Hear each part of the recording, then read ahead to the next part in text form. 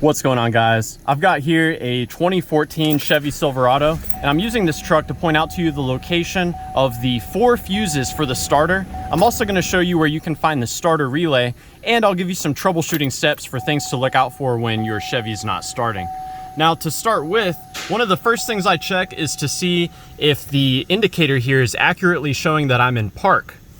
Now, these trucks have a safety mechanism where if the computer does not detect that you're in park or neutral, it will not allow that engine to turn over. So I check visually there to see if that's working. And if the engine does not turn over in park, I'll try to turn the engine over in neutral. So that's the initial troubleshooting step that I do. Now, moving on from that, we can head into where some of the fuses are located and check those out. So the very first fuse that I want to point out to you is actually located behind this cover here. Its role is to provide power to the ignition switch. So we've got to get this whole cover removed. The best way to do this is to start at the bottom and pull the bottom out. You can see I've got it partially removed already, so you can see the clips in here. Then just work your way upward and this whole piece will hinge out. Now, please note on the back there are some spare fuses as well as a fuse puller. And the fuse in here that we're gonna first look at is in position number 13. So that's gonna be this 2 amp fuse right there. And as I've mentioned, the role of this fuse is to provide power to the ignition switch. When you turn the ignition switch to the start position, it uses this power to tell the engine control module that you are attempting to start the car. So we definitely wanna check this out, and this is what a good fuse looks like. I'm gonna reinstall this here, and now we're gonna move under the hood. There are more fuses there, and there's also a starter relay. I can also show you how to bypass the ignition switch and the relay and directly send power to the starter itself for testing. So we're gonna move over here on the driver's side. Here's the fuse box. Easiest way to remove this, we've got to pull these tabs out, and it helps to have a prying tool to kind of pry up on the fuse box while you're pulling the tabs away. So there we go, now we've got the cover removed. Now the starter relay is this relay right here. My favorite way to troubleshoot this relay is to have an assistant inside the car trying to start it. And while they're doing that, I'll actually come here and I'll tap on this relay. Sometimes relays can get stuck, and by tapping on the relay or wiggling it, you can get it to start working again. Further troubleshooting beyond that, a great step is to remove the starter relay, set it aside, and we can swap in a different relay. I would swap in our trailer relay. And if after swapping the relay, your engine is able to turn over, then your original relay may be no good. I would caution you to not swap this relay. The run crank relay is important, so I would just leave it alone. Don't swap it around. Now let's talk about the fuses. When this relay engages, it sends power to the starter using power from this 40 amp J-case fuse right here. So you should be able to look down through the top of that fuse and see if it's blown or not. This one's in good shape. Should you need to remove it, you just squeeze it with pliers and wiggle it side to side while you pull it straight up.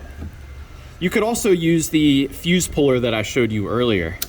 That may actually work better, as using pliers, as you can see, can break the top off of the fuse.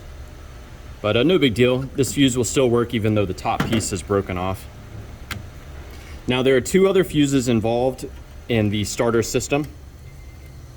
So there's a 60 amp fuse here. This provides power to the ignition switch, in addition to the 2 amp fuse that I showed you earlier. So check this out if your truck does not seem to respond to that ignition switch. There's also a 15 amp fuse right here. Power from this fuse is used to engage the engine control module. So definitely a very crucial piece of the puzzle right there.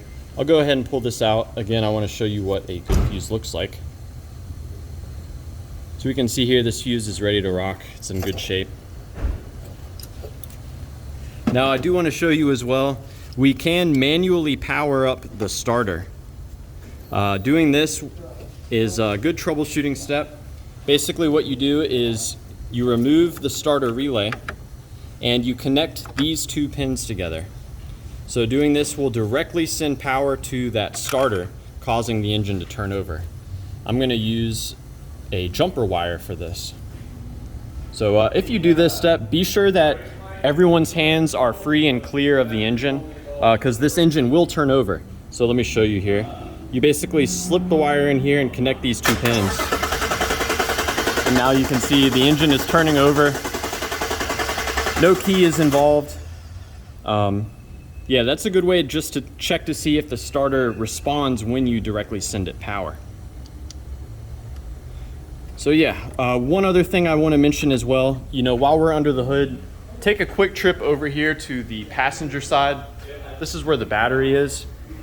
You'll want to inspect and make sure that your battery connections are clean, tight, and free of corrosion. You can see this connection's pretty loose. So even though this truck is starting right now, I'll want to tighten that up.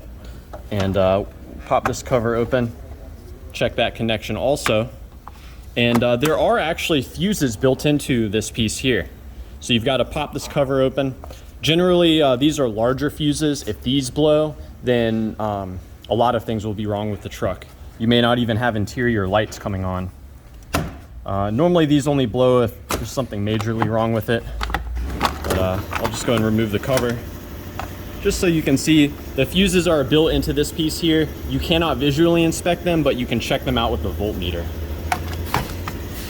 So yeah, I hope that this information's been helpful for you, or at the very least a good starting point in troubleshooting the starter on your Chevy Silverado. Please do let me know down below if you have any questions or any advice for those of us trying to figure these trucks out. Thanks for watching.